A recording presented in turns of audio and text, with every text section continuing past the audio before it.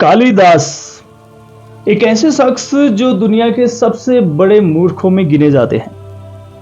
लेकिन अगर वही बात हो ज्ञान की तो सबसे महान ज्ञानी भी उन्हें ही कहा जाता है। लेकिन इतने मूर्ख होने के बावजूद आखिर कालिदास इतने ज्ञानी कैसे बने, आइए जानते हैं इस वीडियो में।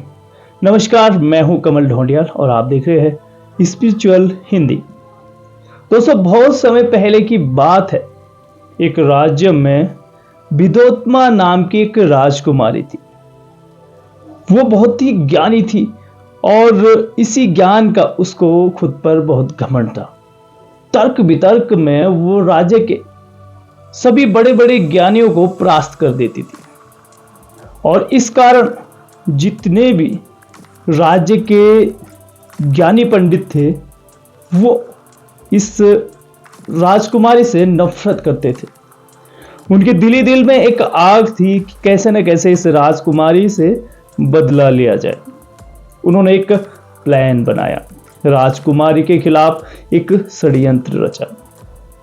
जब राजकुमारी की शादी की बात चलने लगी तो राजकुमारी ने एक शर्त रखी।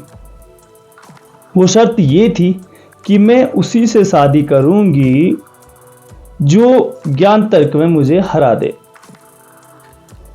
और इन ज्ञानी पंडितों के पास इससे अच्छा मौका नहीं हो सकता था। उन्होंने एक प्लान बनाया कि क्यों न राजकुमारी की शादी एक ऐसे मूर्ख से की जाए, ऐसे मूर्ख से की जाए जो दुनिया में सबसे बड़ा बेवकूफ हो। और वो चल निकले ऐसे मूर्ख की तलाश में। चलते चलते उन्हें एक पेड़ पर ऐसा आदमी मिला जो जिस टहनी पे बैठा था उसी टहनी को काट भी रहा था। इन ज्ञानियों ने सोचा कि इससे बड़ा मूर्ख दुनिया में कोई हो ही नहीं सकता। उन्होंने उसे आवाज लगाई, ओए नीचे आ।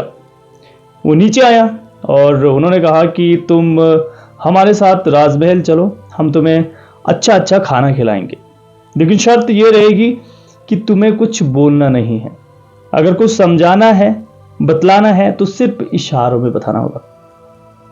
उसके बाद ये पंडित उसे महल ले गए, राजा के सामने पेश किया और कहा कि महाराज, दुनिया का सबसे बड़ा ज्ञानी आपके सामने है, लेकिन इसकी एक शर्त है कि राजकुमारी से तर्क वितर्क में ये अपने मुंह से कुछ नहीं बोलेगा और जो भी इसे समझाना और बतलाना होगा वो सिर्फ इशारों में बताएगा। राजा ये बात मान जाते हैं और राजकुमारी को भी ये बात मंजूर होती है। तो राजकुमारी उस मूर्ख की तरफ हाथ से इशारा करती है, लेकिन उस मूर्ख को लगता है कि राजकुमारी ने इसलिए यह हाथ किया कि ये मेरे पे थप्पड़ मारना चाहती है। वो मूर्ख बदले में मुट्ठी करके राजकुमारी को दिखाता है कि मैं तेरा मुंह तोड़ दूंगा, तू मेरे को थप्पड़ मारेगी तो मैं तेरा मुंह तोड़ दूंगा। लेकिन ज्ञानी पंडित इसका मतलब यह निकालते हैं कि राजकुमारी अपनी इंद्रियों को दर्शा रही थी इस हाथ के माध्यम से, और इस ज्ञानी ने यह मुट्ठी का इशारा इसलिए किया कि पांचों इंद्रियां हमारी वश में होनी चाहिए। राजकुमारी इंप्रेस हो जाती है और उस मूर्ख से शादी कर लेती है। लेकिन धीरे धीरे राजकुमारी को यह एहसास होता है कि जिससे मैंने शादी की वो ज्ञानी नहीं बल्कि दुनिया का सबसे बड़ा मूर्ख है। और ये देख राजकुमारी बहुत क्रोधित होती है और उसे घर से बाहर निकाल देती है।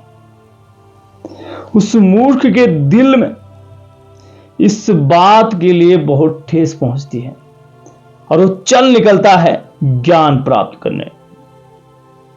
उसके बाद वो काली माता की तपस्या करता है, कई दिनों तक भूखा प्यासा रहता है, दुनिया की खोज करता है, लोगों को ढूंढता है, ज्ञान प्राप्त करता है और कई शास्त्र पढ़ता है। कई जगह भटकने के बाद, समझने के बाद उसे आखिरकार ज्ञान प्राप्त होता है। उसके बाद इसका नाम कालिदास पड़ता है। फिर कालिदास के मन में यह विचार आता है कि क्यों न मैं अब राजकुमारी से मिलूं। जब कालिदास घर वापस जाता है और राजकुमारी उसे देखती है, उसके बारे में जानते हैं कि वाकई में अब ये वो मूर्ख नहीं रहा, ये दुनिया का सबसे बड़ा ज्ञानी बन चुका है। उसके बाद वो बहुत खुश होती है।